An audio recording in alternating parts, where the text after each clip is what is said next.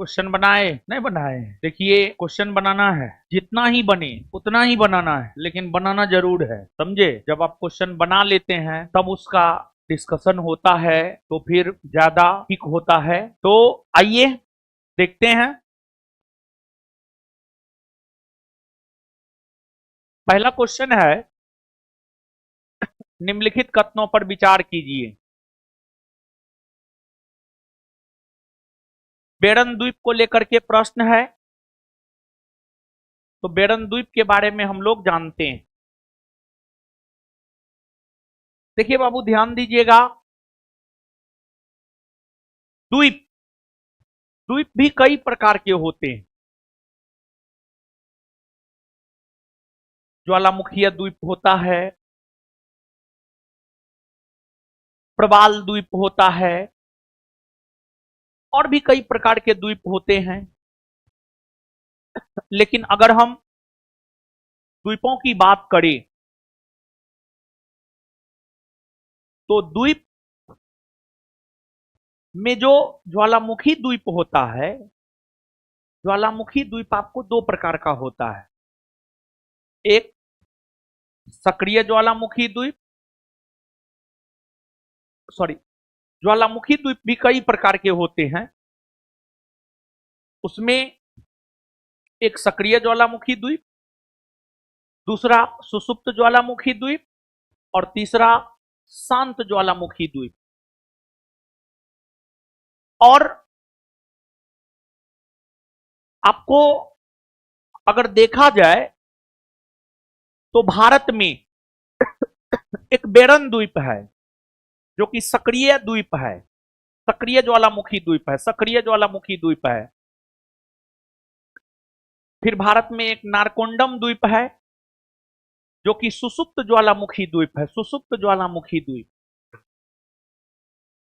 सक्रिय ज्वालामुखी द्वीप उस द्वीप को कहा जाता है जिसमें एक निश्चित समय अंतराल पर उद्गार होते रहता है। मतलब उससे आग का ज्वाला फूटता है, आग का ज्वाला निकलता है, जलवाष्प निकलता है। अगर किसी ज्वालामुखी से एक निश्चित समय अंतराल पर ज्वाला फूटती है तो उसे सक्रिय ज्वालामुखी द्वीप माना जाता है। संभवतः भारत का एकमात्र सक्रिय ज्वालामुखी द्वीप है बेरन। भारत के दक्षिण पूरब में बंगाल की खाड़ी में अंडमान निकोबार द्वीप समूह है, और अंडमान निकोबार द्वीप समूह में ऊपरी हिस्सा अंडमान कहलाता है और नीचे वाला हिस्सा निकोबार। अंडमान में एक बड़ा द्वीप है मध्य अंडमान। मध्य अंडमान के पूर्वी भाग में, मध्य अंडमान के पूर्वी भाग में बेरन नामक ज्वालामुखी द्वीप है। इस बेरन नामक ज्वालामुखी द्वीप में पहली बार उद्गार 1787 ईस्वी में हुआ था। बेरन ज्वालामुखी द्वीप में पहली बार उद्गार जो है, मतलब वो जो फटा था पहली बार 1787 में, और फिर एक निश्चित समय अंतराल पर बेरन ज्वालामुखी द्वीप में विस्फोट होता रहा है। 1991 में, 2005 में, 2017 में, 2022 में, 2025 में, मतलब एक निश्चित समय अंतराल पर बेरन ज्वालामुखी द्वीप में उद्गार होते रहा है, बेरन ज्वालामुखी द्वीप में उद्गार होते रहा है। और जो केंद्र शासित प्रदेश अंडमान निकोबार द्वीप समूह है, अंडमान निकोबार द्वीप समूह की राजधानी है पोर्ट ब्लेयर। पोर्ट ब्लेयर से बेरन द्वीप की दूरी 140 किलोमीटर के आसपास है, और पोर्ट ब्लेयर के उत्तर पूरब में बेरन द्वीप है, उत्तर पूरब में बेरन द्वीप है। वही अगर हम अंडमान निकोबार द्वीप समूह की बात करें तो इसका सबसे दक्षिणी द्वीप है ग्रेट निकोबार, और यहां ग्रेट निकोबार है। और ग्रेट निकोबार के उत्तर में बेरन द्वीप है। बेरन द्वीप जो है ग्रेट निकोबार के उत्तर में है। यहां बेरन द्वीप है, यहां ग्रेट निकोबार है, तो ग्रेट निकोबार के उत्तर में बेरन द्वीप है। तो जो आपसे प्रश्न पूछ रहा है, बेरन द्वीप ज्वालामुखी एक सक्रिय ज्वालामुखी है जो भारतीय राज्य क्षेत्र में स्थित है। सही है या गलत? सही है। बेरन द्वीप ग्रेट निकोबार के लगभग 140 किलोमीटर पूरब में स्थित है। नहीं, गलत है। पिछली बार बेरन द्वीप ज्वालामुखी में 1991 में उद्गार हुआ था और तब से यह निष्क्रिय बना हुआ है। नहीं, 1991 के बाद 2005, 2017, 2022, 2025 इन सभी वर्षों में जो है बेरन द्वीप में उद्गार हुआ है। तो ये 1991 के बाद से जो है निष्क्रिय नहीं बना हुआ है, बल्कि इसमें समय समय पर उद्गार हुआ है। ठीक है ना? तो कौन सा सही है? केवल एक, केवल एक।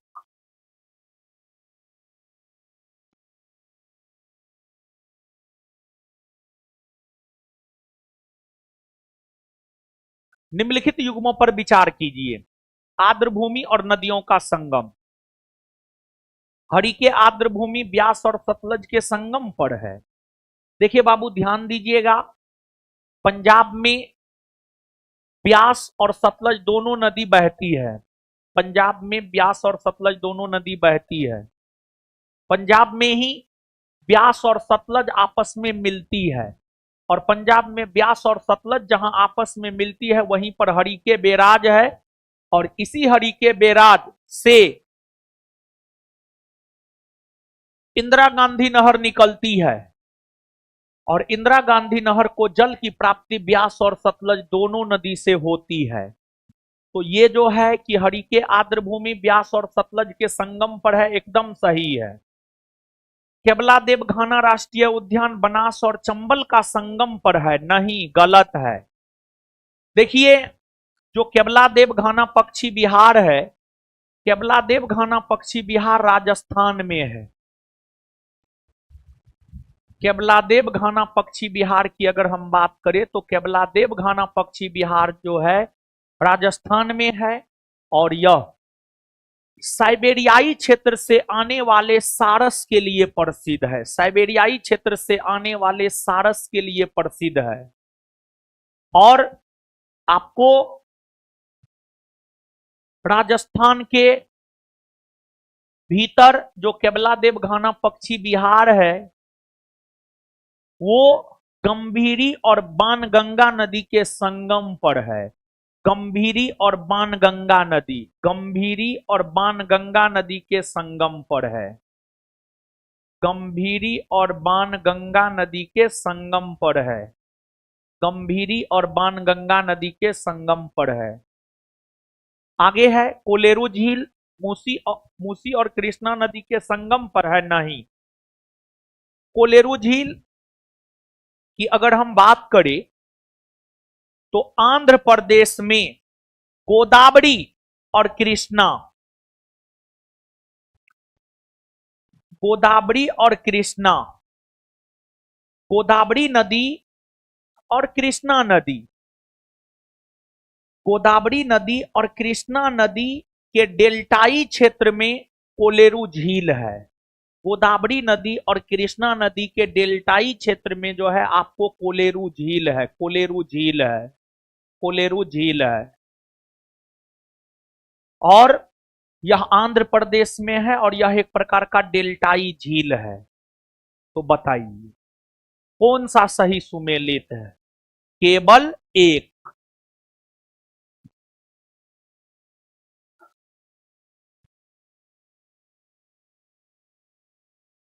निम्नलिखित कथनों पर विचार कीजिए। दक्षिणी भारत से उत्तरी भारत की ओर मानसून की अवधि घटती है। देखिए, एगो बात सुनिए, इस बात को ध्यान में रखिएगा। ये वाला क्वेश्चन जब भी आएगा तो आप सही करके आइएगा। देखिए, हम लोग रात को खाना पीना खा करके सोते हैं, जब सुबह में उठते हैं पूरा एनर्जी रहता है, पूरा एनर्जी रहता है। सुबह में उठ के पढ़ना शुरू करते हैं, 2 घंटा 3 घंटा 4 घंटा पढ़ते हैं, तो धीरे धीरे एनर्जी का लेवल जो है कम होते जाता है। हाँ या ना, बोलिए, होता है ना, होता है। उसी प्रकार, उसी प्रकार, उसी प्रकार आपको जब मानसून का आगमन होता है ना, तो धीरे धीरे जब मानसूनी पवन आगे बढ़ती है, तो फिर वर्षा की मात्रा घटती जाती है। मतलब सुबह में जब आप उठते हैं, पढ़ाई करना शुरू करते हैं, तो फिर धीरे धीरे जो है आपके एनर्जी का लेवल घटता जाता है। उसी प्रकार अगर हम भारत में देखें, तो भारत में सबसे ज्यादा वर्षा, अगर भारत में हम देखें तो भारत में सबसे ज्यादा वर्षा दक्षिणी पश्चिमी मानसूनी पवन से होता है। और भारत में लगभग 74% वर्षा दक्षिणी पश्चिमी मानसूनी पवन से होता है। ये भारत है। भारत के दक्षिण में इंडियन ओशियन है, यानी हिंद महासागर है। और हिंद महासागर की अगर हम बात करें, तो हिंद महासागर से ही, हिंद महासागर की अगर हम बात करें तो हिंद महासागर से ही, हिंद महासागर से ही, हिंद महासागर से ही दक्षिणी पश्चिमी मानसूनी पवन की उत्पत्ति होती है। दक्षिणी पश्चिमी मानसूनी पवन की उत्पत्ति होती है। और दक्षिण भारत, ये हिंद महासागर है, हिंद महासागर से ही दक्षिणी पश्चिमी मानसूनी पवन की उत्पत्ति होती है। दक्षिणी पश्चिमी मानसूनी पवन की उत्पत्ति होती है। भारत है, भारत का दक्षिणी भाग है। दक्षिणी भारत प्रायद्वीपीय आकृति बनाती है। और दक्षिणी भारत जो प्रायद्वीपीय आकृति बनाती है, दक्षिणी भारत जो प्रायद्वीपीय आकृति बनाती है, इस वजह से दक्षिणी पश्चिमी मानसूनी पवन की शाखा 2 भागों में बट जाती है। एक शाखा बंगाल की खाड़ी में प्रवेश करती है और एक दूसरी शाखा अरब सागर में प्रवेश करती है। दूसरी शाखा अरब सागर में प्रवेश करती है। अरब सागर में, अरब सागर में, अरब सागर में प्रवेश करती है। अब देखिए बाबू, ये भारत है, उत्तरी भाग है, उत्तर है इधर, और इधर दक्षिण है, दक्षिण है, इधर पूरब है और इधर पश्चिम है। अब देखिए,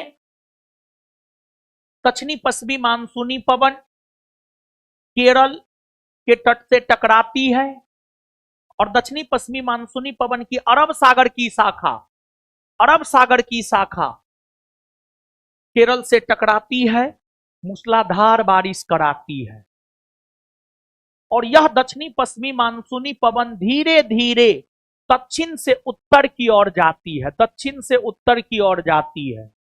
और जैसे जैसे यह दक्षिण से उत्तर की ओर जाती है, वैसे वैसे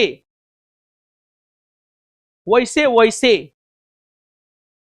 मानसूनी पवन में नमी की मात्रा कम होती जाती है। जैसे जैसे आप सुबह से शाम की ओर बढ़ते हैं, पढ़ाई शुरू करते हैं, तो धीरे धीरे आपका एनर्जी का लेवल घटता जाता है। वैसे वैसे दक्षिणी पश्चिमी मानसूनी पवन जब दक्षिण से उत्तर की ओर जाती है या दक्षिण पश्चिम से उत्तर पूरब की ओर जाती है, तो फिर इसमें नमी की मात्रा घटती जाती है।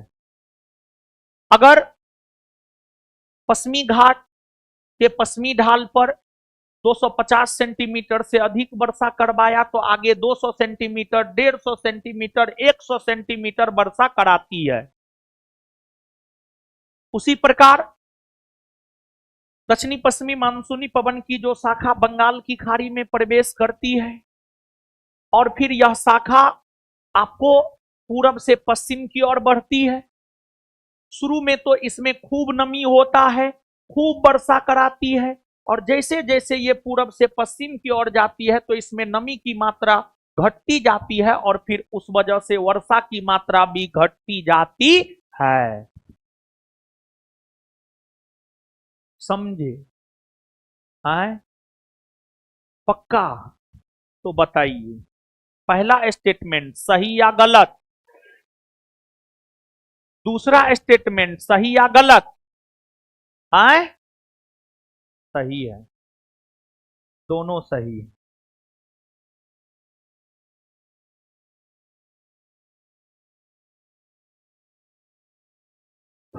यहां पर जो है मृदा अपर्दन, अपक्षय अपर्दन, अपक्षय की जगह जो है ना अपर्दन लिखिए, ज्यादा स्पष्ट होगा। अपर्दन, अपर्दन, अपर्दन लिखिए।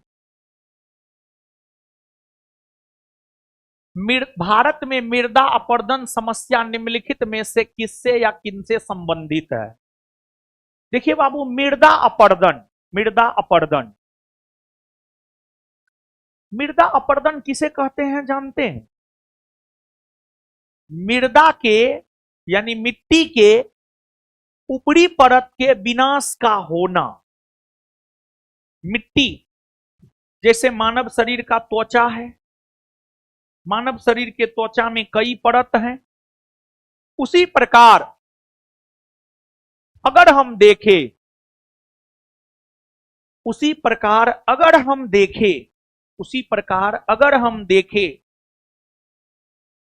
तो मिट्टी के भी कई परत हैं। तो मिट्टी का जो ऊपरी परत है, मिट्टी के ऊपरी परत के विनाश का होना मृदा अपर्दन कहलाता है। मृदा अपर्दन किन कारणों से होता है? तो मृदा अपर्दन जो है ना, वन उन्मूलन अर्थात वनों के कटाई से होता है। जब आप वनों की कटाई करते हैं तो उससे मृदा अपर्दन होता है। इसके बाद स्थानांतरित कृषि करने से मृदा अपर्दन होता है। पशुचारण से मृदा अपर्दन होता है। तो स्थानांतरित कृषि हो गया, पशुचारण हो गया, वनोन्मूलन यानी वनों का उन्मूलन, उन्मूलन यानी वनों की कटाई हो गया। ये सब मृदा अपर्दन की समस्या से संबंधित है। वही अगर मान लिया जाए कि मृदा अपर्दन को रोकना है तो वन लगाइए, स्थानांतरित कृषि पर रोक लगाइए, पशुचारण पर रोक लगाइए, वेदिका प्रकार की कृषि कीजिए। वेदिका प्रकार की कृषि कहने का मतलब होता है सीढ़ी नुमा कृषि। सीढ़ी नुमा कृषि भी मृदा संरक्षण को बढ़ावा देता है। अब कहिएगा सीढ़ी नुमा कृषि क्या होता है? सीढ़ी नुमा कृषि, सीढ़ी, आप सीढ़ी से उतरते हैं? नहीं उतरते। सीढ़ी देख रहे हैं? जब आप पहाड़ी राज्यों में जाइएगा तो वहां पर सीढ़ी नुमा खेती देखने को मिलेगा। और सीढ़ी नुमा खेती भी जो है मृदा संरक्षण को बढ़ावा देता है। ये मृदा अपर्दन नहीं करता है, बल्कि वेदिका कृषि या सीढ़ी नुमा कृषि जो है एक प्रकार से मृदा संरक्षण को बढ़ावा देता है। यह मृदा अपर्दन से संबंधित नहीं है बल्कि मृदा संरक्षण से संबंधित है। तो वेदिका कृषि मृदा अपर्दन से संबंधित है? नहीं, मृदा संरक्षण से संबंधित है, अपर्दन से नहीं। वनोन्मूलन मृदा अपर्दन से संबंधित है। उष्णकटिबंधीय जलवायु, उष्णकटिबंधीय जलवायु जो है मृदा अपर्दन से संबंधित नहीं है। आपको इसका उत्तर अगर हम देखें तो उत्तर हो जाएगा केवल 2।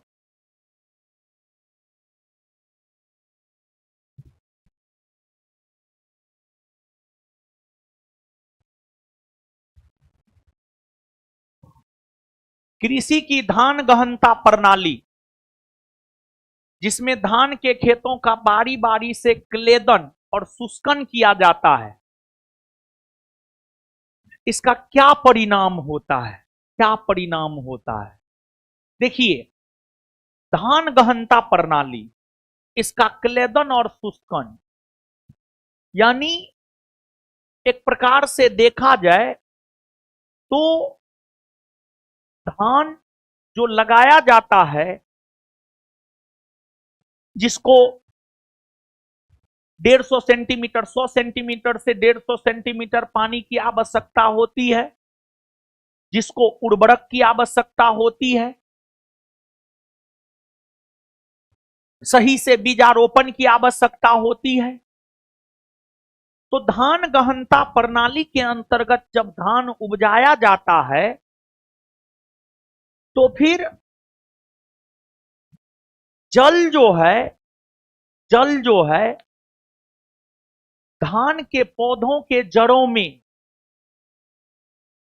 सीधे तौर पर पहुंचाया जाता है, जिससे बिजली की खपत कम होती है, क्योंकि आप धान के खेत को पटाइएगा, ज्यादा पानी धान के खेत में दीजिएगा तो ज्यादा बिजली लगेगा, कम पानी दीजिएगा तो कम बिजली लगेगा। और इसके बाद एक होता है कि पानी ऐसे पटा दिए, फिर एक होता है कि खाद ऐसे छींट दिए, लेकिन एक होता है कि नहीं, धान के पौधा के जड़ में खाद देना है तो इससे खरपतवार कम होता है और सही से लगाना है एक एक करके, तो उससे बीज का खपत कम होता है। और धान के खेत में जब पानी और उर्वरक की मात्रा ज्यादा दे दी जाती है तो फिर मीथेन का ज्यादा उत्पादन होता है, लेकिन जब पानी और उर्वरक की मात्रा कम दी जाती है तो फिर मीथेन का उत्पादन भी कम होता है। तो कहने का मतलब ये हुआ कि कृषि की धान गहनता प्रणाली के तहत जब धान की खेती की जाती है तो इससे बीज की कम आवश्यकता होती है, मीथेन का कम उत्पादन होता है, बिजली की कम खपत होती है। आंसर हो जाएगा डी, 1, 2 और 3।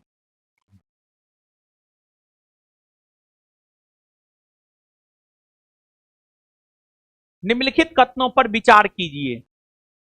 भारत में राज्य सरकारों को गैर कोयला खदानों की नीलामी का अधिकार नहीं है। गलत है। है। आंध्र प्रदेश एवं झारखंड में सोने की खदानें नहीं है। गलत है। सोने की खदान कर्नाटक में, आंध्र प्रदेश में और झारखंड के स्वर्ण रेखा नदी में भी पाई जाती है। तो झारखंड, आंध्र प्रदेश के साथ साथ कर्नाटक में तो सोना की खदान पाई ही जाती है। कर्नाटक में तो सोना की खदान पाई ही जाती है। कर्नाटक के साथ साथ अगर देखें तो सोना की खदानें जो है आपको आंध्र प्रदेश और झारखंड में भी पाई जाती है। राजस्थान में लोयस की खदानें है। हाँ है। कौन सा सही है? केवल 3।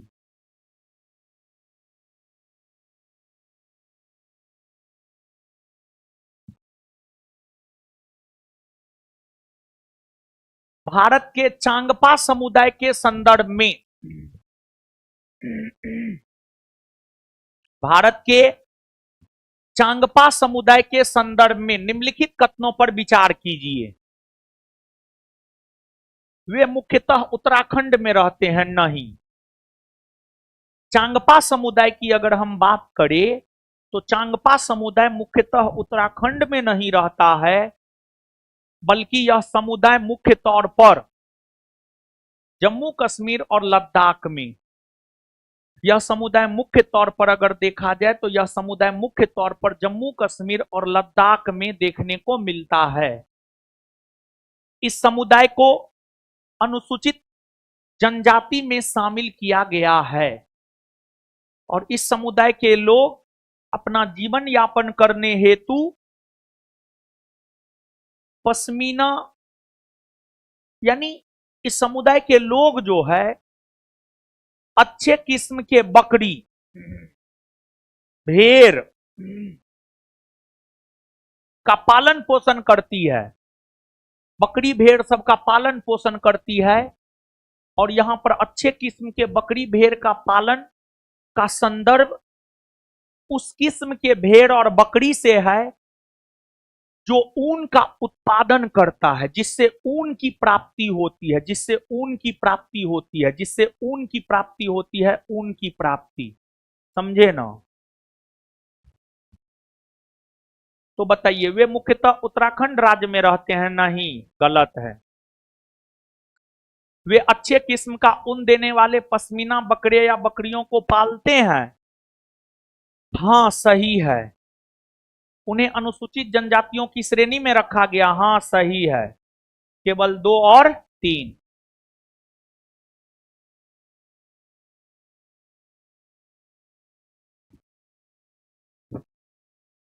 भारत में एक ऐसा स्थान है जहां यदि आप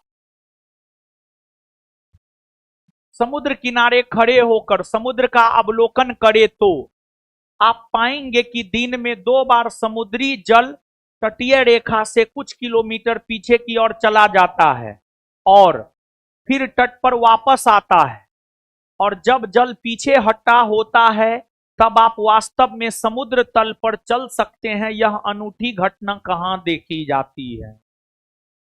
ये कहां देखा जाएगा? ये क्या है?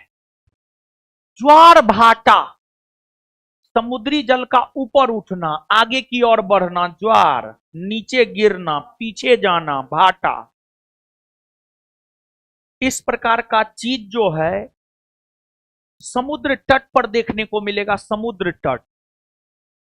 और भारत के 9 राज्य ऐसे हैं जो समुद्री सीमा बनाता है: गुजरात, महाराष्ट्र, गोवा, कर्नाटक, केरल, तमिलनाडु, आंध्र प्रदेश, ओडिशा, पश्चिम बंगाल। इस ऑप्शन के अकॉर्डिंग इस प्रकार की परिघटनाएं ओडिशा के चांदीपुर में देखने को मिलता है। ओडिशा के चांदीपुर, ओडिशा के चांदीपुर में देखने को मिलता है।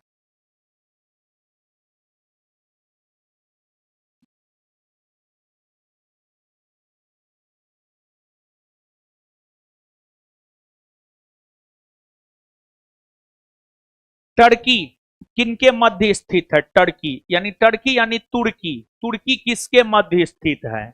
तो देखिए मानचित्र पर आइए, यहां पर देखिए बाबू,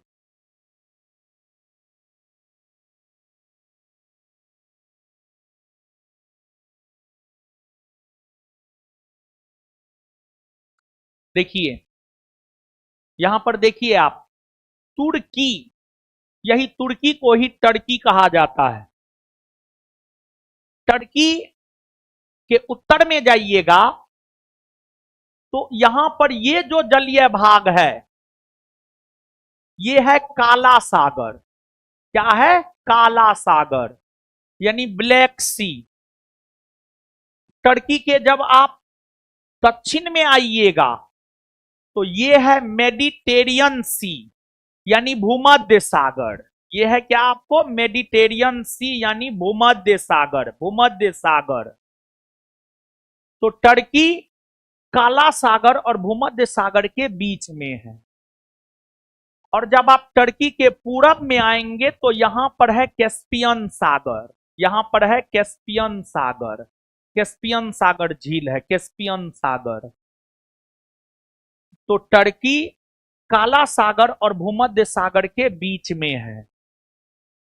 टर्की भी एक मुस्लिम कंट्री है, जिसे तुर्की भी हम लोग कहते हैं। यह भी एक मुस्लिम कंट्री है और यह एक ऐसा देश है जिसका विस्तार एशिया और यूरोप दोनों महादेश में है, लेकिन यह एशिया महादेश में माना जाता है।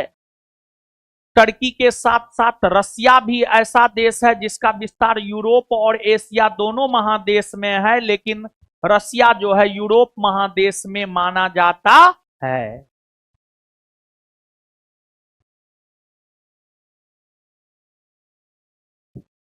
काला सागर और भूमध्य सागर।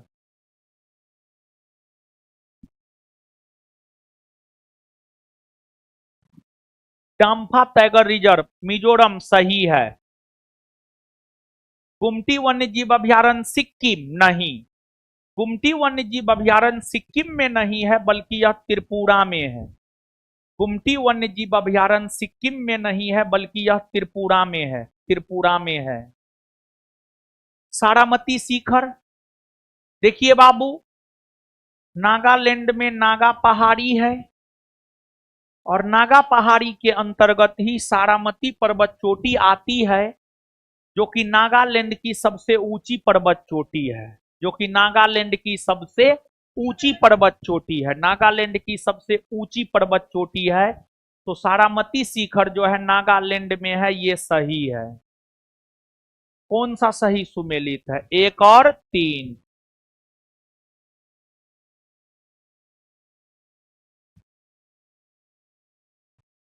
आगे आइए। भारत के राष्ट्रपति के संदर्भ में निम्नलिखित कथनों पर विचार करें। भारत के संविधान के अनुसार औपचारिक रूप से संघ की कार्यपालिका शक्ति राष्ट्रपति में निहित होती है। सही है या गलत? सही है। भारतीय संविधान का एक अनुच्छेद है, अनुच्छेद 53। अनुच्छेद 53 की अगर हम बात करें तो अनुच्छेद 53 ही यह कहता है कि संघ की कार्यपालिका शक्ति राष्ट्रपति में निहित होता है।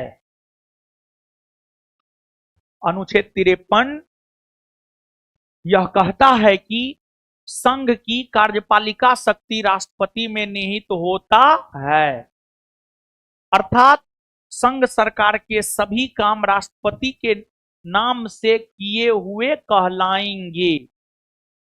और अगर हम राष्ट्रपति की बात करें तो राष्ट्रपति अपना काम स्वयं भी करते हैं या राष्ट्रपति अपने अधीनस्थ अधिकारियों के माध्यम से भी अपना काम करवाते हैं।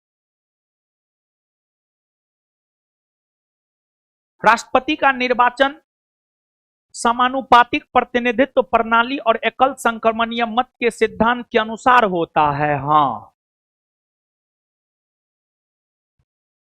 समानुपातिक प्रतिनिधित्व प्रणाली और एकल संक्रमणीय मत के सिद्धांत के अनुसार होता है। हां, आपको भारतीय संविधान में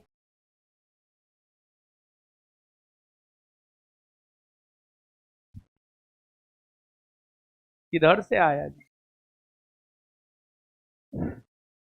देखिए है कि बगल में नहर है ना, नहर में बहुत चूहा है, ठीक है। नहर के साइड साइड देखिएगा तो एकदम चूहा का ही बिल नजर आएगा आपको, पूरा यहां से वहां तक। ऐसे अभी नहर बन रहा है, इधर से बनते हुए आ रहा है ना।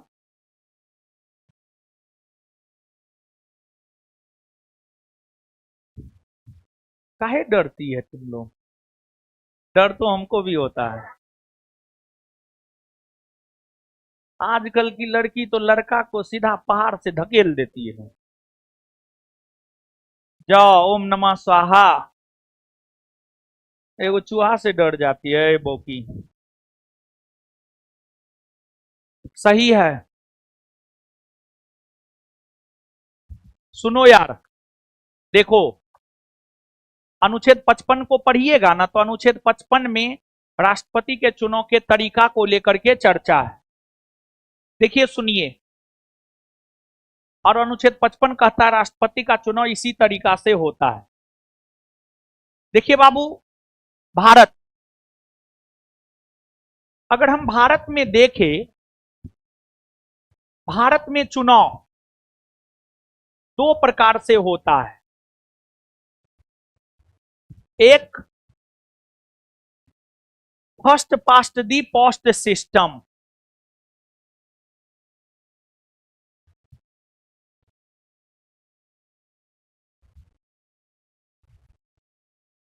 एक फर्स्ट पास्ट दी पोस्ट सिस्टम, एक फर्स्ट पास्ट दी पोस्ट सिस्टम, और एक दूसरा अनुपातिक प्रतिनिधित्व के आधार पर एकल संक्रमणीय मत प्रणाली।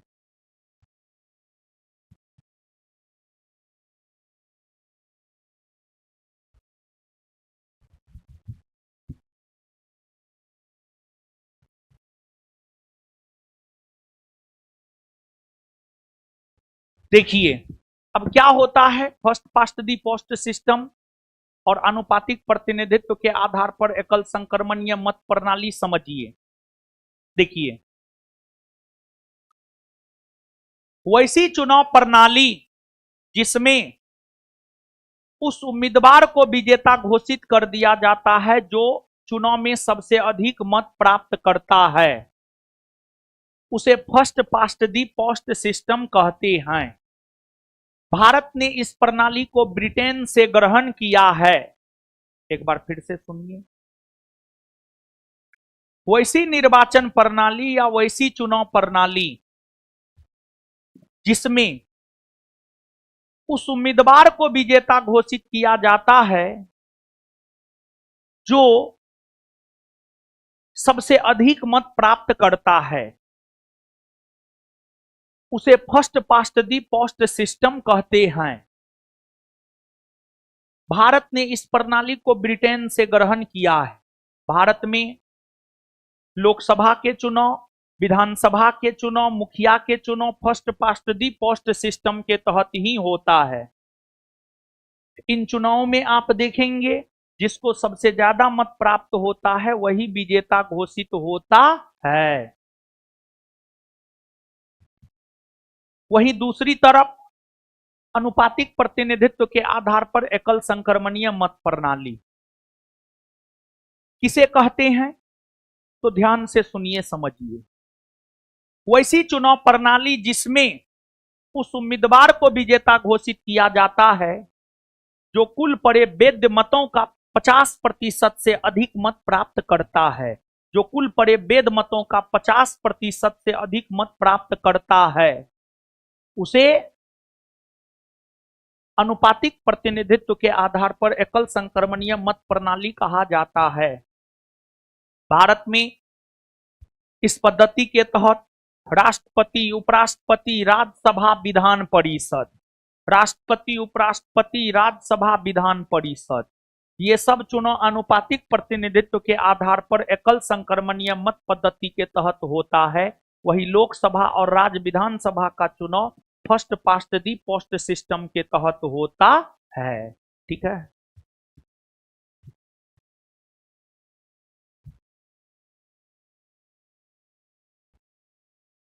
निम्नलिखित में से कौन सा कथन सही है?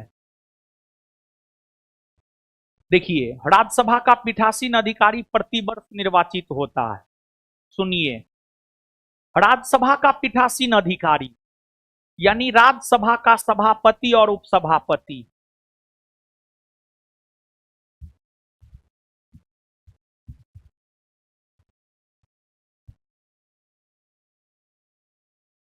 राज्यसभा का पीठासीन अधिकारी का मतलब है राज्यसभा का सभापति और उपसभापति। राज्यसभा का पीठासीन अधिकारी का मतलब है राज्यसभा का सभापति और उपसभापति। राज्यसभा का सभापति और उपसभापति, भारतीय संविधान में एक अनुच्छेद है, अनुच्छेद 89। अनुच्छेद 89 कहता है राज्यसभा में एक सभापति और एक उपसभापति होगा। लेकिन भारतीय संविधान में एक अनुच्छेद है, अनुच्छेद 64।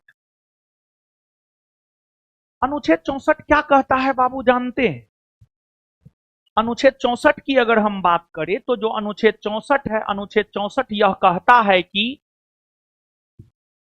उपराष्ट्रपति राज्यसभा का पदेन सभापति होगा, यानी जो उपराष्ट्रपति होगा वही राज्यसभा का सभापति होगा। और एक बात जानिए,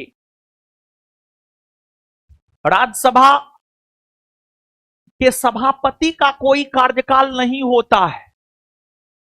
बल्कि उपराष्ट्रपति का कार्यकाल होता है। उपराष्ट्रपति 5 वर्ष तक अपने पद पर हैं, तो वो 5 वर्ष तक राज्यसभा के सभापति के रूप में काम करेंगे। उपराष्ट्रपति 10 वर्ष तक अपने पद पर हैं, तो उपराष्ट्रपति 10 वर्षों तक राज्यसभा का सभापतित्व करेंगे।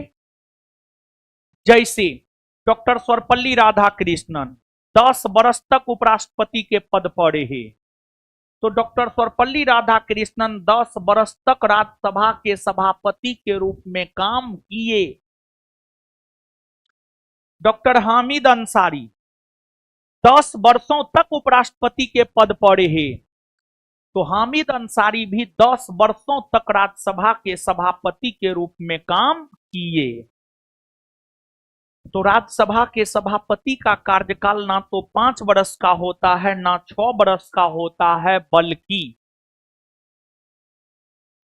जब तक कोई व्यक्ति उपराष्ट्रपति के पद पर है तब तक वह राज्यसभा के सभापति अर्थात पीठासीन अधिकारी के तौर पर काम करेगा। अगर कुछ समझे हैं तो उत्तर बताइए क्या होगा? ए बी सी डी क्या हो? डी पक्का? ठीक है।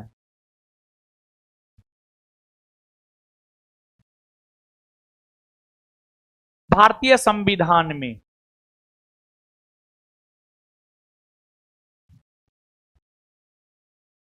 है, जाइए ना, सुनिए, ध्यान दीजिएगा।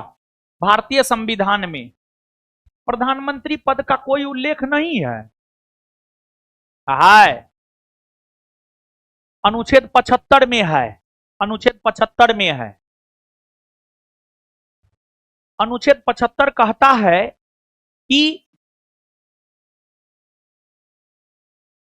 लोकसभा में बहुमत प्राप्त दल के नेता को राष्ट्रपति प्रधानमंत्री के तौर पर नियुक्त करेंगे। अनुच्छेद 75 में इस बात का वर्णन है कि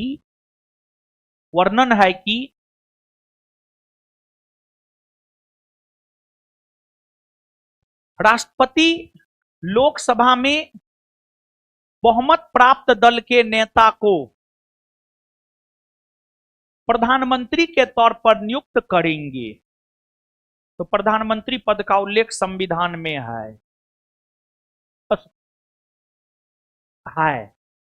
मतलब ये क्या है? गलत है। प्रधानमंत्री पद के लिए अर्हता का कोई उल्लेख नहीं है, यानी प्रधानमंत्री बनने के लिए क्या योग्यता होनी चाहिए इसका कोई उल्लेख नहीं है। प्रधानमंत्री बनने के लिए क्या योग्यता होनी चाहिए इसका कोई उल्लेख संविधान में नहीं है, बल्कि प्रधानमंत्री के तौर पर वह नियुक्त होगा जो कि लोकसभा में बहुमत प्राप्त दल का नेता होगा, चाहे वो कोई भी हो। लोकसभा में आप ही को बहुमत मिल गया, आप ही प्रधानमंत्री बन जाइएगा, समझे? दूसरा सही है। मंत्रिमंडल का कोई उल्लेख नहीं है।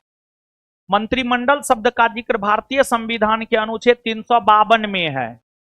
मंत्रिपरिषद का कोई उल्लेख नहीं है, गलत है। मंत्रिपरिषद का उल्लेख है अनुच्छेद 74 में। आंसर हो जाएगा बी।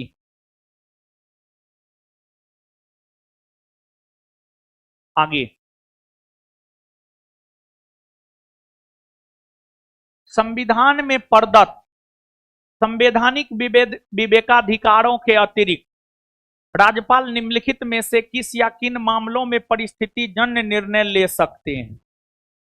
यानी राज्यपाल के विवेकाधीन शक्ति से रिलेटेड क्वेश्चन है। पिछले टेस्ट में भी हम चर्चा किए थे। क्या चर्चा किए थे? सुनिए, ध्यान दीजिए। देखिए, हम आपको एक बात बताए थे,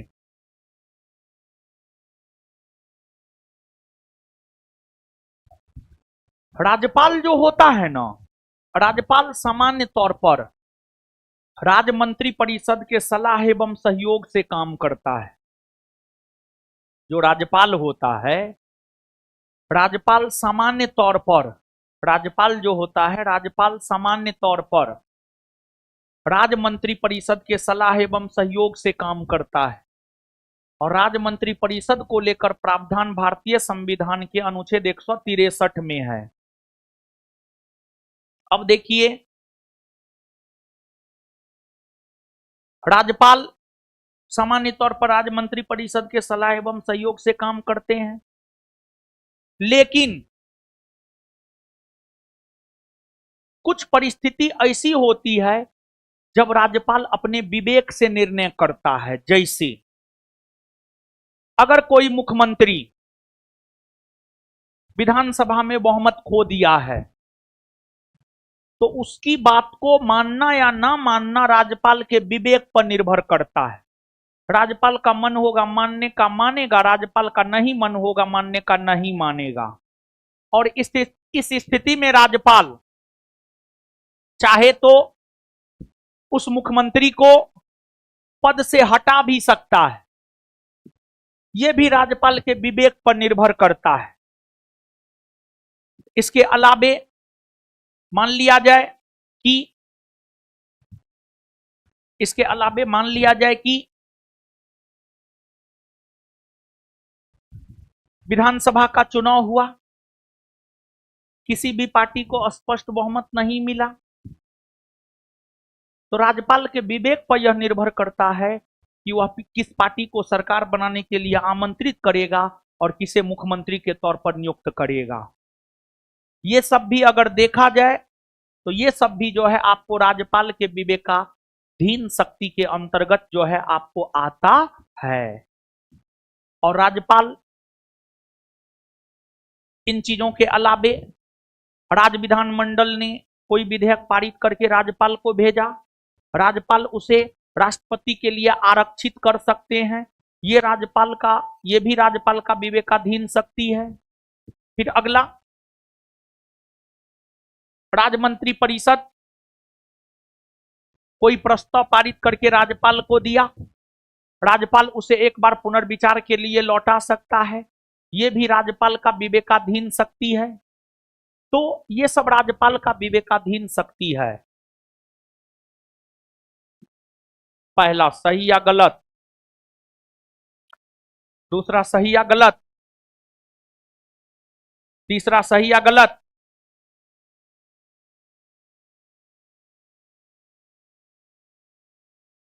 आगे आइए। भारतीय संविधान के अनुच्छेद 124 के क्लाउज 4 का संबंध किससे है? अनुच्छेद 124 के क्लाउज 4 का संबंध सर्वोच्च न्यायालय के मुख्य न्यायाधीश को पद से हटाने से है। सर्वोच्च न्यायालय के मुख्य न्यायाधीश को पद से हटाने से, ठीक है ना। और एक बात आप जानिए, सर्वोच्च न्यायालय के न्यायाधीश को पद से हटाने संबंधी प्रक्रिया की शुरुआत संसद के सदनों के द्वारा किया जाता है। संसद के सदनों, और संसद के सदनों की अगर हम बात करें तो संसद का 2 सदन होता है, एगो लोकसभा और एगो, और दोनों में से कोई भी सदन जो है भारत के सुप्रीम कोर्ट के मुख्य न्यायाधीश को पद से हटाने को लेकर के प्रक्रिया की शुरुआत कर सकता है। जो भी सदन इस प्रक्रिया की शुरुआत करेगा उस सदन को इसे 2/3 बहुमत से पारित करना होगा।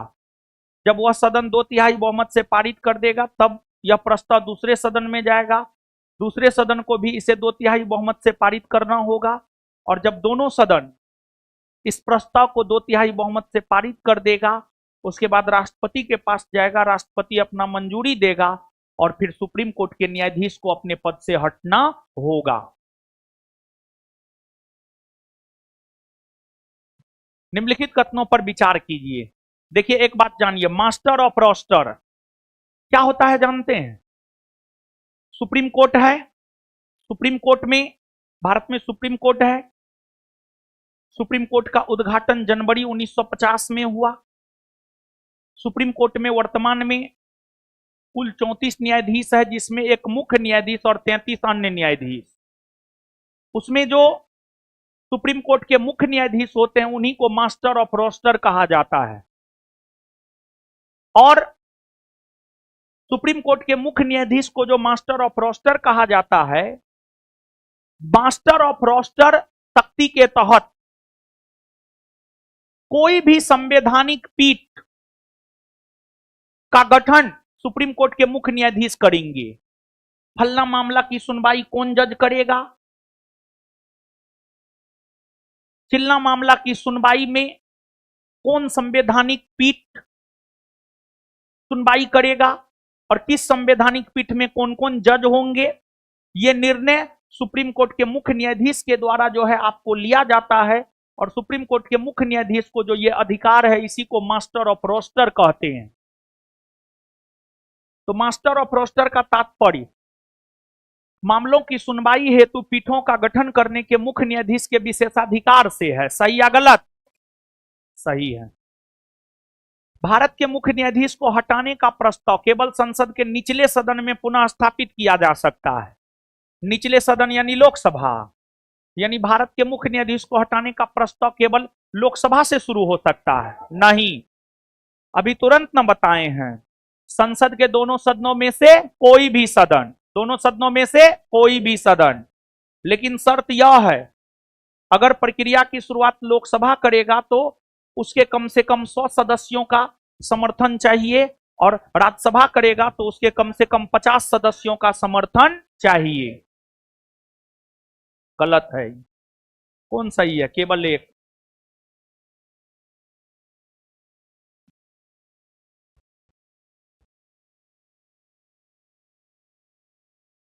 लोकसभा अध्यक्ष सदन के किसी भी सदस्य को बोलने से रोक सकता है, हाँ, और अन्य किसी सदस्य को बोलने दे सकता है। इसे क्या कहते हैं? जैसे मान लिया जाए लोकसभा में अध्यक्ष ओम बिरला हैं, लोकसभा में विपक्ष का नेता राहुल गांधी बोल रहा है।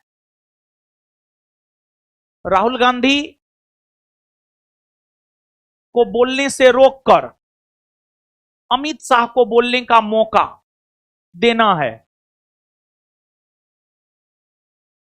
तो लोकसभा को संचालित करता है सुचारू ढंग से लोकसभा का अध्यक्ष।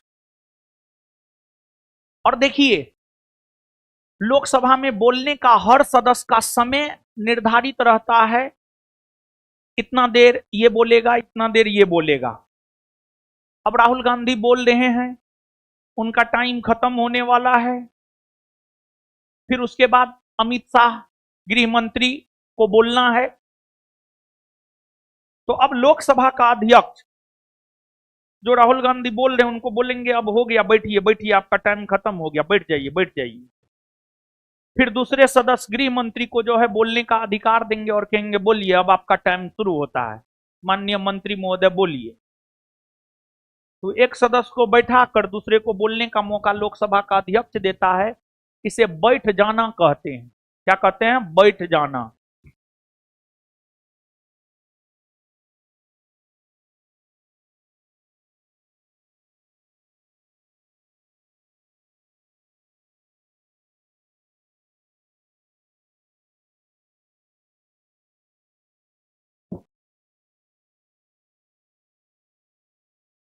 आगे आइए। संसद द्वारा कार्यपालिका को उत्तरदायी बनाने का सबसे सशक्त हथियार अविश्वास प्रस्ताव है। संसद द्वारा कार्यपालिका को, संसद यानी लोकसभा राज्यसभा द्वारा, कार्यपालिका यानी राष्ट्रपति उपराष्ट्रपति प्रधानमंत्री,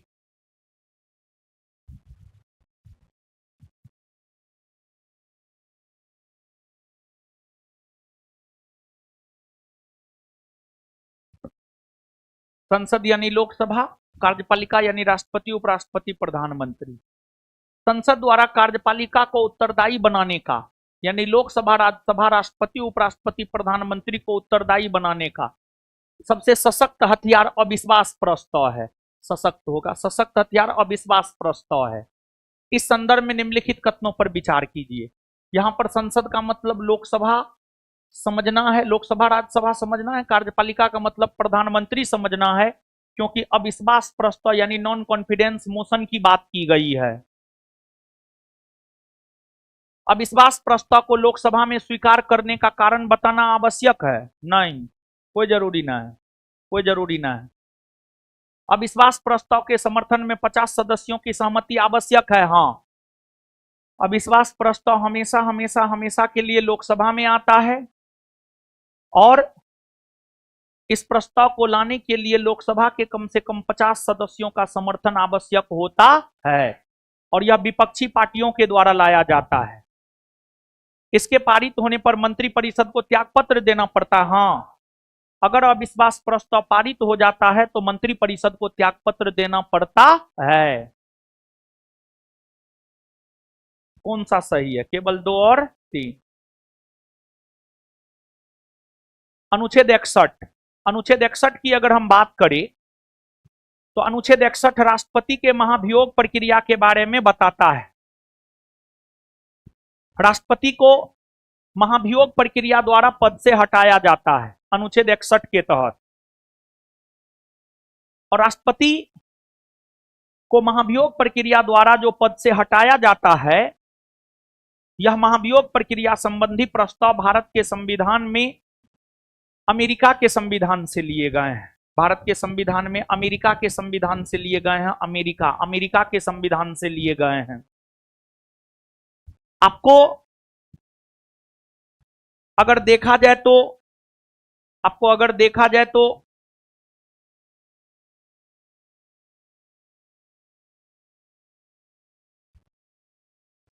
राष्ट्रपति पर महाभियोग प्रक्रिया तब लगाया जाता है जब राष्ट्रपति संविधान का अतिक्रमण करता है। संविधान का अतिक्रमण करता है मतलब संविधान में जो प्रावधान है उसको नहीं मानता है, और भारतीय राजनीतिक व्यवस्था में संविधान ही सर्वोच्च है। आप कुछ भी है, आपको संविधान को मानना पड़ेगा।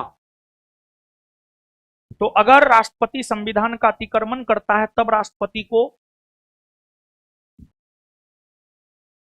महाभियोग द्वारा हटाया जाता है, और राष्ट्रपति पर महाभियोग संसद के दोनों सदनों में से कोई भी लगा सकता है।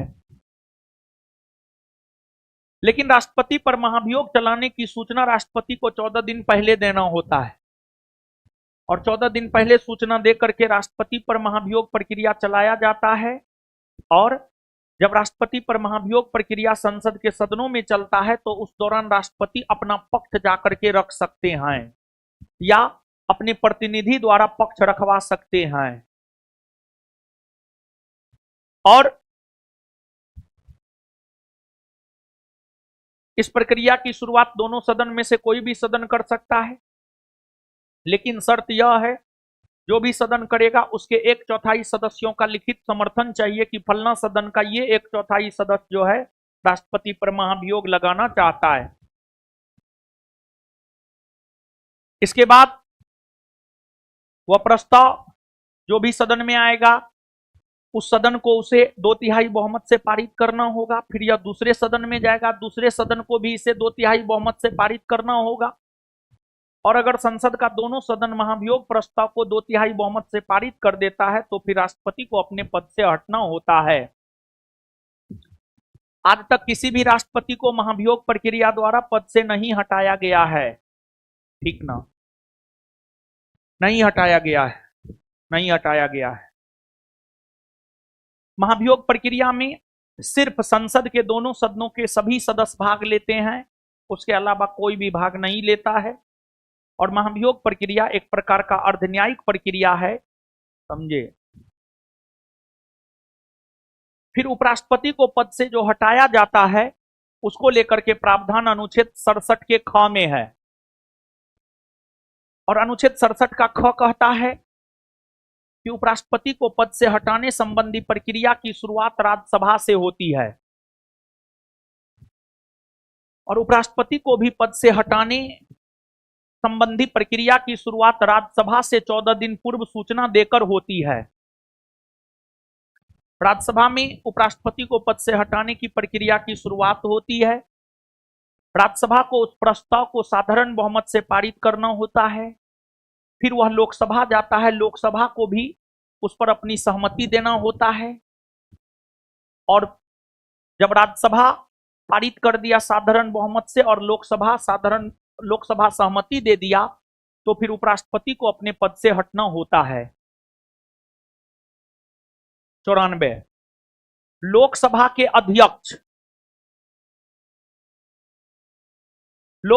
अध्यक्ष और उपाध्यक्ष को पद से हटाने संबंधी जानकारी हमें अनुच्छेद 94 देता है।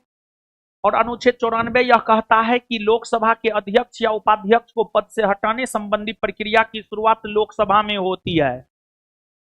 लोकसभा के अध्यक्ष और उपाध्यक्ष को 14 दिन पूर्व सूचना देकर प्रस्ताव हटाने का लोकसभा में लाया जाता है, और अगर वह प्रस्ताव साधारण बहुमत से पारित हो जाता है तो फिर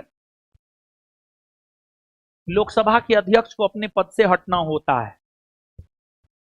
इसके बाद अनुच्छेद 90, राज्यसभा के उपसभापति को पद से हटाने संबंधी प्रक्रिया को लेकर जानकारी अनुच्छेद 90 देता है, और राज्यसभा के उपसभापति को पद से हटाने संबंधी प्रक्रिया की शुरुआत 14 दिन पूर्व सूचना देकर राज्यसभा में होता है, और अगर वह प्रस्ताव साधारण बहुमत से पारित हो जाता है तो फिर राज्यसभा के उपसभापति को अपने पद से हटना होता है। इसके बाद आपको अगर देखा जाए 2 3 4 1, इसके अलावे अगर देखा जाए तो विधानसभा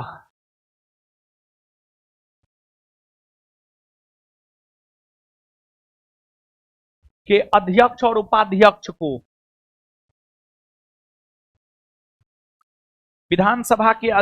उपाध्यक्ष को पद से हटाने संबंधी प्रक्रिया को लेकर के जानकारी अनुच्छेद 179 देता है। फिर विधान परिषद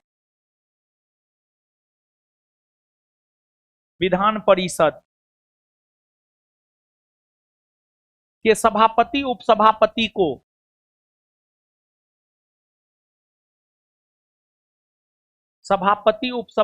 को पद से हटाने संबंधी प्रक्रिया की जानकारी अनुच्छेद 183 देता है, और विधानसभा के अध्यक्ष उपाध्यक्ष को पद से हटाने संबंधी प्रक्रिया की शुरुआत विधानसभा में 14 दिन पूर्व सूचना देकर होती है, और अगर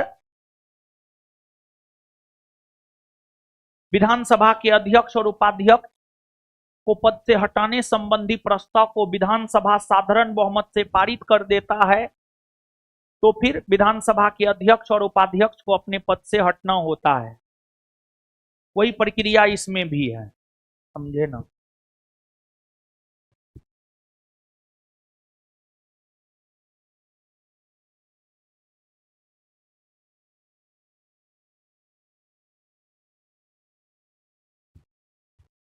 देखिए एक बात जानिए,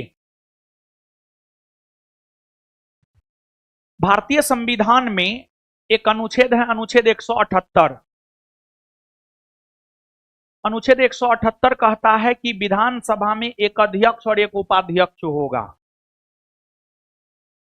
और एक बात जानिए बाबू, विधानसभा का अध्यक्ष और उपाध्यक्ष वही हो सकता है जो विधानसभा का सदस्य होता है।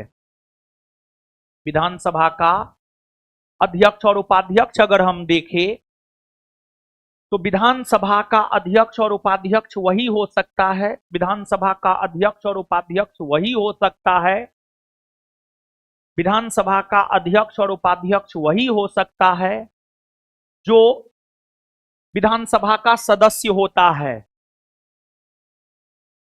अगर विधानसभा का अध्यक्ष या उपाध्यक्ष किसी भी कारणवश विधानसभा का सदस्य नहीं रह पाता है तो फिर उसे विधानसभा के अध्यक्ष पद से भी हटना होगा। या फिर यूं कहे कि अगर विधानसभा का अध्यक्ष किसी भी कारणवश विधानसभा का सदस्य नहीं रह जाता है तो ऑटोमेटिक वे विधानसभा के अध्यक्ष पद से हट जाते हैं। लेकिन ध्यान रहे अभी जो समझाए हैं इस आधार पर बताइए पहला स्टेटमेंट सही या गलत? सही है। हाँ, लेकिन आगे अब मान लिया जाए कि अभी बिहार में 18वीं विधानसभा का गठन हुआ है, नवंबर 2025 में 18वीं विधानसभा का गठन हुआ। ठीक है, उससे पहले 17वीं विधानसभा था। 17वीं विधानसभा और 18वीं विधानसभा, मान लिया जाए 17वीं विधानसभा भंग हो गया, तो क्या विधानसभा के अध्यक्ष जो नंदकिशोर यादव थे उनका वे पद से हटा दिए गए? नहीं, विधानसभा के अध्यक्ष वर्तमान विधानसभा के भंग होने के बाद भी, विधानसभा के अध्यक्ष वर्तमान विधानसभा के भंग होने के बाद भी,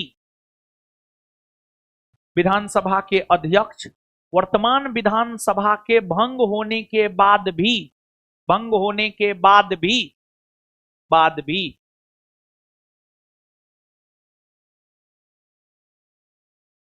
तब तक अपने पद पर बने रहते हैं जब तक कि नई विधानसभा का प्रथम बैठक आयोजित नहीं हो जाता है।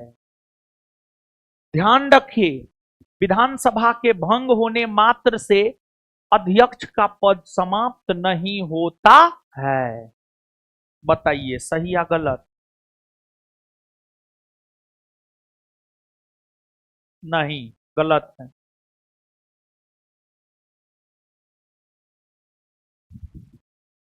कौन सा सही है? केवल एक।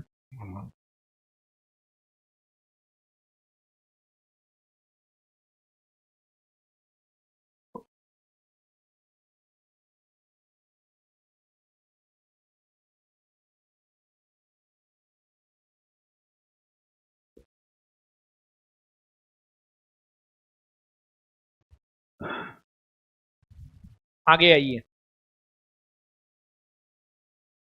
निम्नलिखित कथनों पर विचार कीजिए। इसमें बस्ती दो भागों में विभाजित है। एक भाग छोटा लेकिन ऊंचाई पर बनाया गया है तथा दूसरा भाग अधिक बड़ा लेकिन नीचे बनाया गया है। इसमें भवन निर्माण का कार्य चबूतरों पर एक निश्चित क्षेत्र तक सीमित किया गया, जो नियोजन का बेहतरीन उदाहरण है। विशाल स्नानागार है। उपर्युक्त विशेषताएं हड़प्पा सभ्यता के किस स्थल से संबंधित है? यह विशेषता मोहनजोदड़ो का है। किसका है? मोहनजोदड़ो। मोहनजोदड़ो का शाब्दिक अर्थ होता है मृतकों का टीला। मोहनजोदड़ो वर्तमान में पाकिस्तान के सिंध प्रांत में सिंधु नदी के तट पर है। इसकी खोज 1922 में राखलदास बनर्जी ने किया था। और मोहनजोदड़ो में जो नगर था ना, देखिए, एक तो हड़प्पा सभ्यता एक शहरी सभ्यता थी। एक विद्वान हुए पिगॉट। पिगॉट नामक विद्वान ने हड़प्पा सभ्यता के जुड़वा राजधानी की संज्ञा हड़प्पा और मोहनजोदड़ो को दिया है। और पिगॉट महोदय ने मोहनजोदड़ो को हड़प्पा सभ्यता के जुड़वा राजधानी की संज्ञा इसलिए दिया है क्योंकि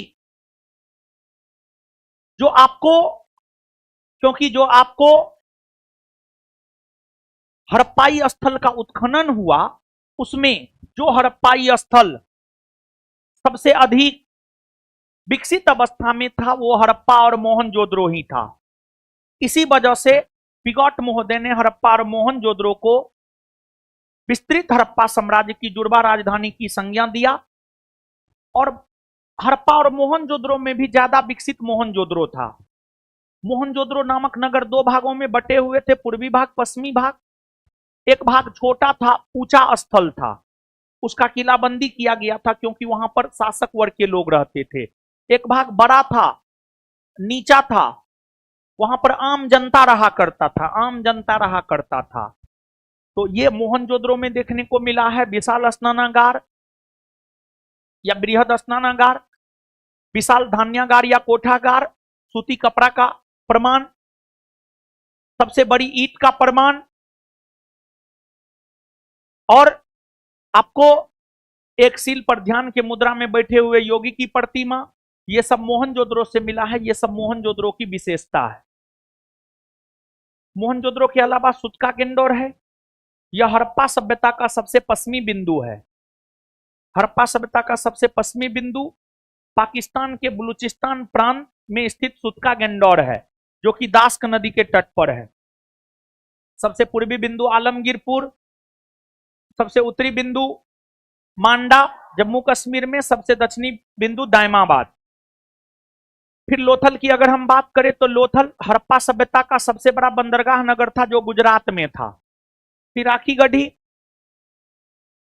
भारत में स्थित सभी हड़प्पाई स्थलों में सबसे बड़ा राखी गढ़ी था। वैसे सबसे बड़ा हड़प्पाई स्थल मोहनजोदड़ो था, परंतु भारत में स्थित सभी हड़प्पाई स्थलों में सबसे बड़ा राखी गढ़ी था।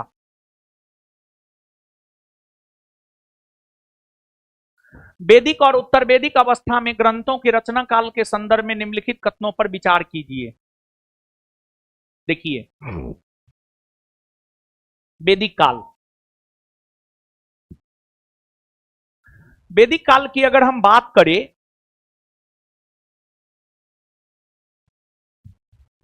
वैदिक काल का सामान्य काल अगर देखा जाए तो वैदिक काल का सामान्य काल है 1500 ईस्वी पूर्व से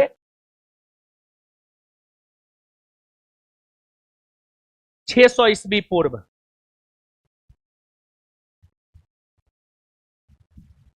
1500 ईस्वी पूर्व से 600 ईस्वी पूर्व, 1500 ईस्वी पूर्व से 600 ईस्वी पूर्व, 1500 ईस्वी पूर्व से 600 ईस्वी पूर्व जो है वैदिक काल का सामान्य काल माना जाता है। वैदिक काल को दो भाग में बांटकर पढ़ते हैं, ऋग्वैदिक काल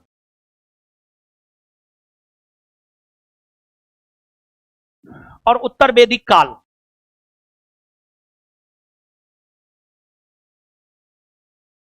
ऋग्वैदिक काल और उत्तर वैदिक काल, ऋग्वैदिक काल और उत्तर वैदिक काल। ऋग्वैदिक काल 1500 ईस्वी पूर्व से 1000 ईस्वी पूर्व,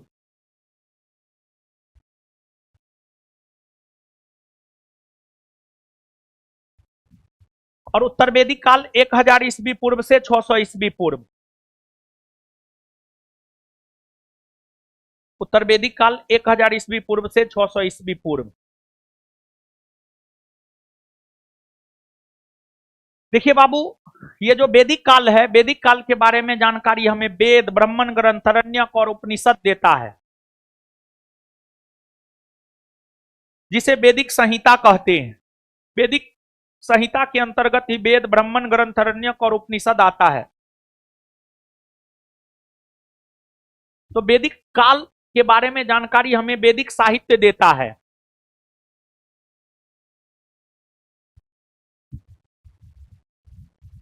और वैदिक साहित्य के अंतर्गत ही वेद, ब्राह्मण ग्रंथ, अरण्यक और उपनिषद, अरण्यक और उपनिषद आता है, अरण्यक और उपनिषद आता है। सबसे पहले वेद की रचना हुई है। वेद को समझने के लिए ही ब्राह्मण ग्रंथ, अरण्यक और उपनिषद की रचना हुई है। वेद में भी 4 वेद है, ऋग्वेद, यजुर्वेद, सामवेद और अथर्ववेद। सामवेद और अथर्ववेद, सामवेद और अथर्ववेद, अथर्ववेद, सामवेद और अथर्ववेद, ठीक ना।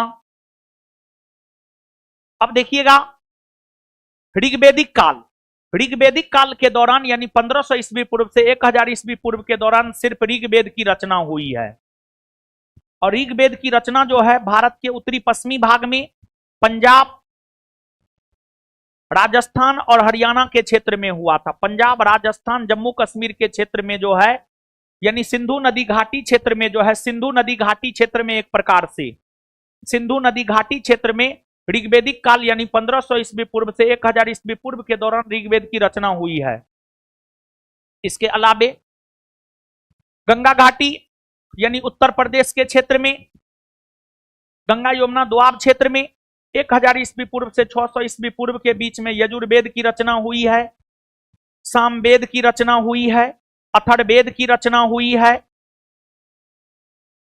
ब्राह्मण ग्रंथ की रचना हुई है, अरण्यक साहित्य की रचना हुई है, उपनिषद की रचना हुई है। सिर्फ 1500 ईस्वी पूर्व से 1000 ईस्वी पूर्व के बीच में ऋग्वेद की रचना हुई है।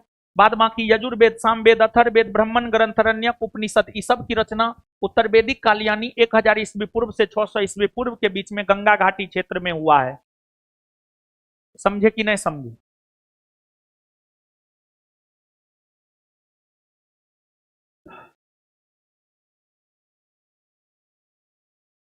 ऋग्वेद की रचना 1000 ईस्वी से 500 ईस्वी पूर्व में पश्चिमोत्तर भारत में हुआ है। सही या गलत? गलत। उत्तर वैदिक ग्रंथ की रचना 1500 से 1000 ईस्वी पूर्व में उत्तरी गंगा के मैदान में हुआ है। गलत है, ना तो एक ना ही दो। ईसा पूर्व 6ठी सदी के निम्नलिखित महाजनपदों को पूर्व से पश्चिम की ओर क्रम में व्यवस्थित कीजिए। देखिए, आप सब लोग जानते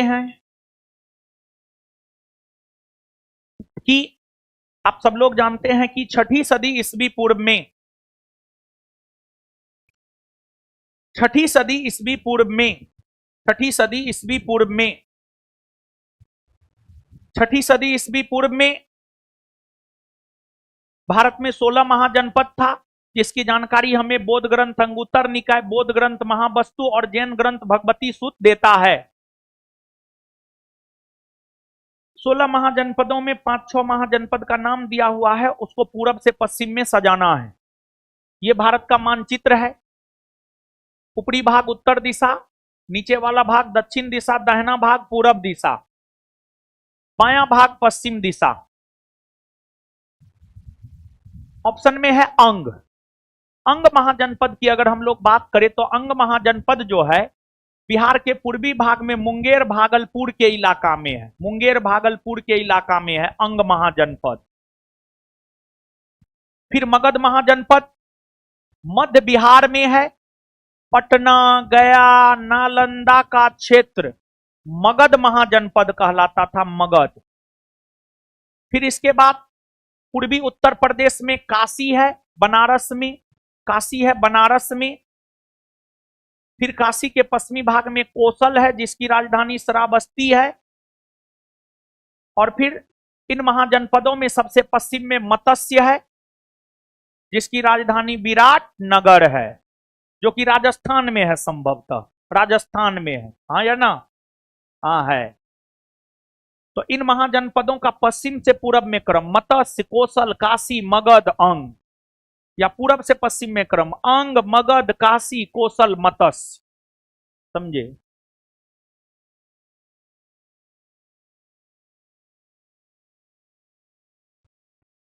सोलह महाजनपद में सबसे ज्यादा महाजनपद उत्तर प्रदेश में था, 8। एगो महाजनपद था उत्तर प्रदेश हरियाणा दोनों में था, ठीक है ना, 8। और बिहार में 3 महाजनपद था, अंग, मगध और वज्जी। क्या होगा? ए।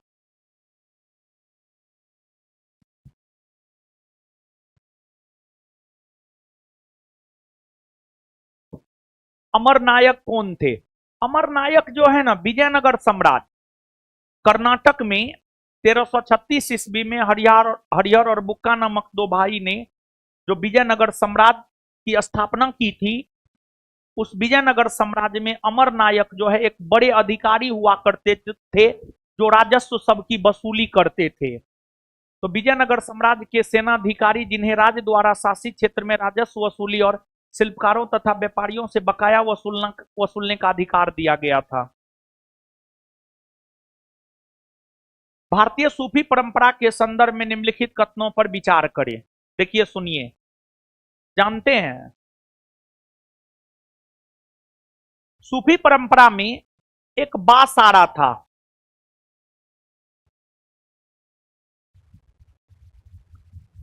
एक बेसारा था, बेसारा।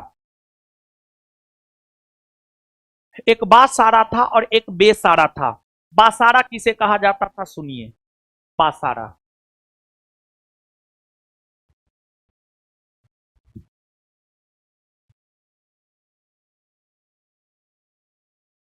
सूफी परंपरा के अंतर्गत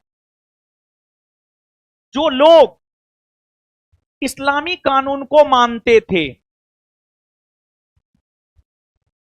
जो लोग इस्लामी कानून को मानते थे, जो लोग इस्लामी कानून को मानते थे उसे बासारा, और सूफी परंपरा में चिश्ती और सुहरावर्दी, चिश्ती सिलसिला और सुहरावर्दी सिलसिला, ये दोनों बासारा था। यानी ये दोनों इस्लामी कानून को काफी कठोरता से मानता था, मुस्लिम कानून को काफी कठोरता से मानता था। और अब दूसरा है बेसारा। सूफी परंपरा में वो सिलसिला जो इस्लामी कानून को नहीं मानता था, जो इस्लामी कानून को नहीं मानता था, वो बेसारा, वो बेसारा। तो अब बताइए, चिश्ती सिलसिला बेसरा सिलसिला था? नहीं, चिश्ती सिलसिला जो है बासारा सिलसिला था, यानी इस्लामी कानून को मानने वाला सिलसिला था। इसके बाद सुनिए, जानते हैं चिश्ती सिलसिला की स्थापना शेख मोइनुद्दीन चिश्ती ने किया था, जो मोहम्मद गौरी के साथ भारत आया था।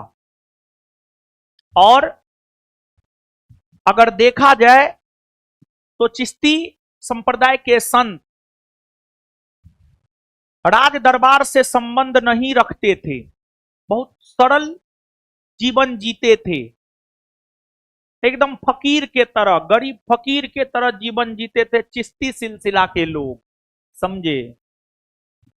तो सुहरावर्दी सिलसिला से संबंधित संत एवं अनुयायी गरीबी का जीवन जीने में विश्वास रखते थे, जिसके फलस्वरूप उन्होंने राज्य की सेवा स्वीकार नहीं की थी। नहीं, चिश्ती सिलसिला से संबंधित संत और अनुयायी गरीबी का जीवन जीने में विश्वास रखते थे, जिसके फलस्वरूप उन्होंने राज्य की सेवा स्वीकार नहीं की थी। तो कौन सा सही है? ना तो एक ना ही दो।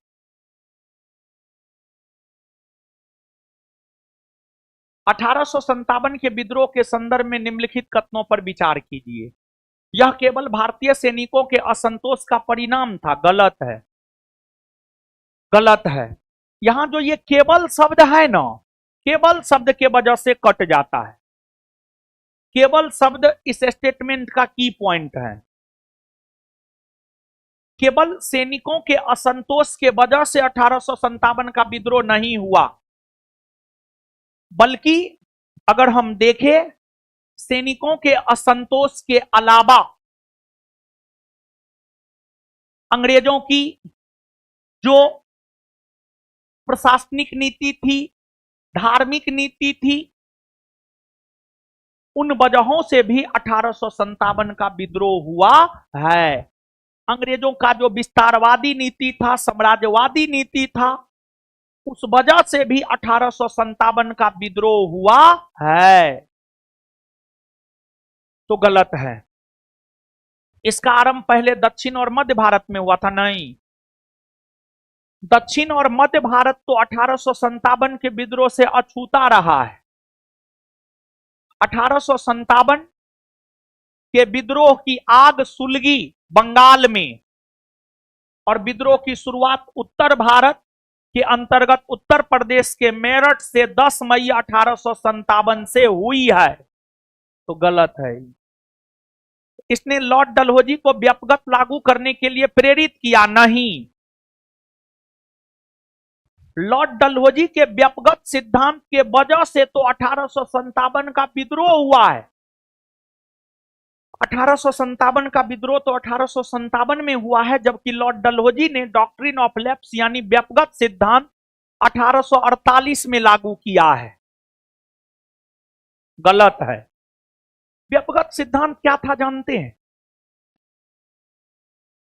डॉक्ट्रिन ऑफ लैप्स यह एक ऐसी नीति थी जिसके तहत डलहौजी ने यह घोषणा किया था, देशी रियासत के वैसे राजे महाराजे जिनका अपना संतान नहीं है, उनके निधन होने के बाद उनके राज्य को ब्रिटिश कंपनी के साम्राज्य में मिला लिया जाएगा, ब्रिटिश कंपनी के साम्राज्य में मिला लिया जाएगा, वो पुत्र गोद नहीं लेंगे। यही व्यक्तिगत सिद्धांत था और इस सिद्धांत के तहत ही लॉर्ड डलहौजी ने भारत में ब्रिटिश कंपनी के साम्राज्य का सबसे ज्यादा विस्तार किया। तो आंसर हो जाएगा उपर्युक्त में से कोई नहीं।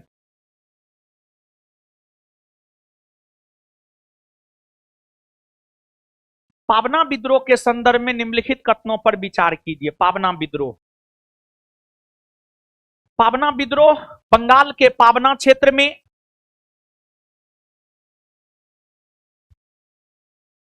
1873 से 1876 के बीच हुआ था।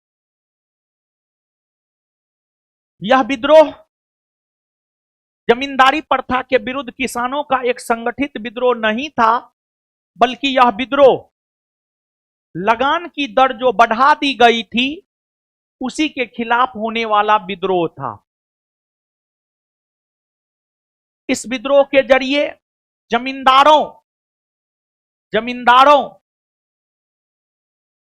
की आलोचना हुई थी, क्योंकि उन्होंने लगान की दर को बढ़ा दिया था। बढ़े हुए लगान की दर को लेकर ही पाबना विद्रोह हुआ, लेकिन जमींदारी प्रथा के उन्मूलन की बात नहीं हुई थी।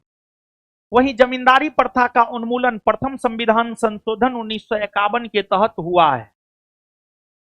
गलत है। इसमें अधिकांश किसान मुसलमान और अधिकांश जमींदार हिंदू होने के कारण इसने सांप्रदायिक रूप धारण कर लिया। गलत है। देखिए, यह बात सही है कि किसान अधिकांश मुसलमान था और अधिकांश जमींदार हिंदू था, लेकिन सांप्रदायिक रूप विद्रोह धारण नहीं किया था।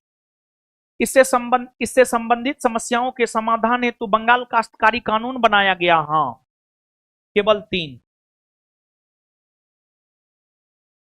स्वदेशी आंदोलन के संदर्भ में निम्नलिखित कथनों पर विचार कीजिए।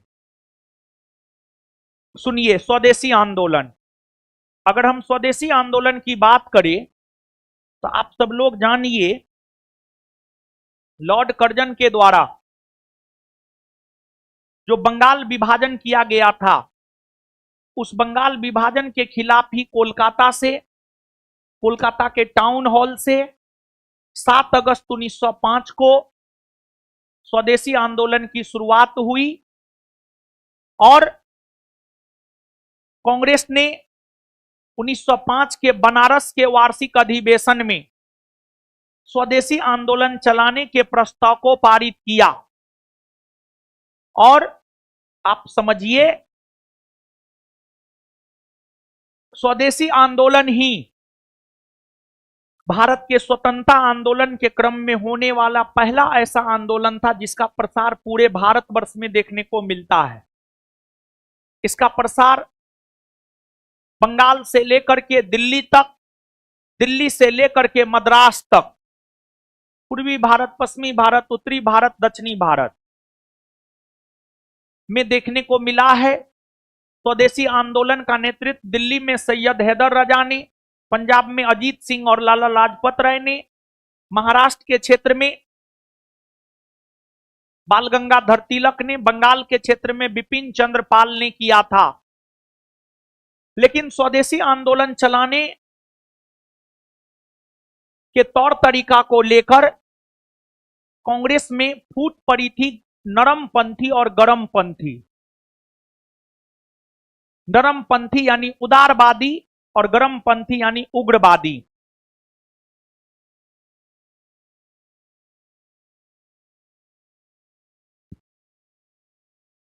नरमपंथी यानी उदारवादी, नरमपंथी यानी उदारवादी यह चाहता था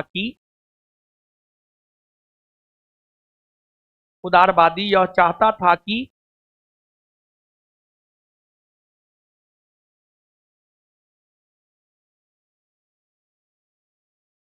स्वदेशी आंदोलन बंगाल तक सीमित रहे, लेकिन उग्रवादी यानी गर्मपंथी यह चाहते थे कि स्वदेशी आंदोलन बंगाल के बाहर भी फैले और स्वदेशी आंदोलन का प्रसार अंततः पूरे भारतवर्ष में देखने को मिला है। तो आइए विचार करते हैं। कांग्रेस का बनारस अधिवेशन 1905 में हुआ था, जिसकी अध्यक्षता गोपाल कृष्ण गोखले ने किया था। कांग्रेस के बनारस अधिवेशन में नरमपंथी नेताओं के विरोध के बावजूद इसका समर्थन किया गया नहीं।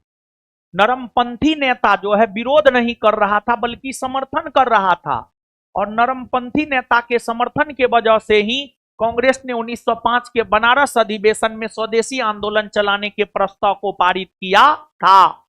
तो ये गलत या सही? गलत।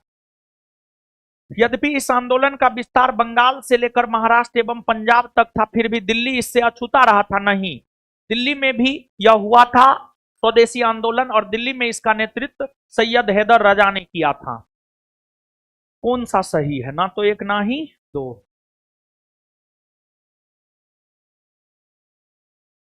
पुस्तक है और लेखक है the story of my deportation, Lala Lajpat Rai. Gita Rahasya, Bal Gangadhar Tilak. A nation in making, S N. Banerjee. India wins freedom, Maulana Abul Kalam Azad. 3-4-1-2।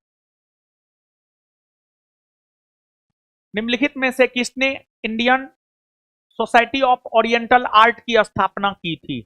देखिए, मूर्ति कला को बढ़ावा देने को लेकर स्वदेशी आंदोलन के दौरान तीन भाइयों ने मिलकर 1907 में Indian society of oriental art की स्थापना की थी। उसमें एक का नाम था अविंद्रनाथ टैगोर, दूसरे का नाम था समरेंद्रनाथ टैगोर और तीसरे का नाम था गंगेंद्रनाथ टैगोर। अविंद्रनाथ टैगोर, समरेंद्रनाथ टैगोर और गंगेंद्रनाथ टैगोर।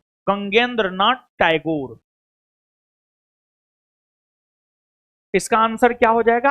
अवनिंद्रनाथ टैगोर। आगे कल मिलते हैं। कल साइंस का टेस्ट है और परसों इकोनॉमिक्स और करेंट का टेस्ट है। ठीक है, मिलते हैं कल। धन्यवाद सभी लोगों का।